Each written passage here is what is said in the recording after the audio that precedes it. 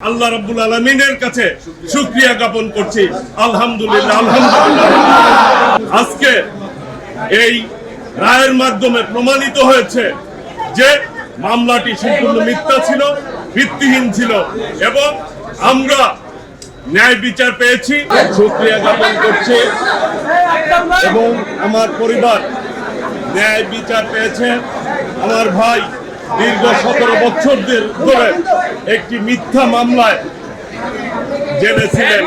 আজকে আমার পরিবারের পক্ষ থেকে এইখানে আইনজীবী যারা রয়েছেন তাদেরকে আমি ধন্যবাদ জানাচ্ছি, সাধুবাদ জানাচ্ছি এবং আজকে এই রায়ের মাধ্যমে প্রমাণিত হয়েছে যে মামলাটি সম্পূর্ণ মিথ্যা ছিল, ভিত্তিহীন ছিল এবং আমরা ন্যায় বিচার পেয়েছি। এতে আমরা পারিবারিকভাবে খুশি হয়েছি এবং আল্লাহ রাব্বুল আলামিনের কাছে শুকরিয়া জ্ঞাপন করছি।